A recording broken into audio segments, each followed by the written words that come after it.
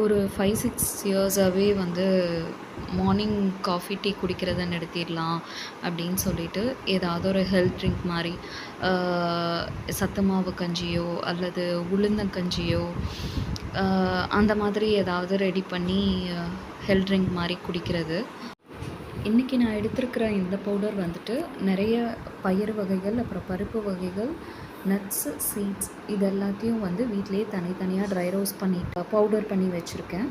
So இதில் ஒரு 3 table spoon எடுத்து தண்ணி கலந்து கட்டி இல்லாமல் கரைச்சிக்கிட்டு, அதுக்கப்புறமா அடுப்பில் ஆன் பண்ணி வச்சுட்டு லோ ஃப்ளேமில் கிளறிட்டே இருக்கணும். ஒகேஷ்னலாக கிளறினா போதும், நம்ம மற்ற வேலைகள் கூட பார்க்கலாம். அடுப்பில் வச்சுட்டு லோ ஃப்ளேமில் அப்பப்போ அக்கேஷ்னலாக கிளறணும், இல்லாட்டா அடி பிடிக்க வாய்ப்பு இருக்குது. வெந்த ஸ்மெல் வந்ததும் நாட்டு சர்க்கரையோ வெல்லமோ சேர்த்து கலந்து ஆறுனது குடிக்கலாம்.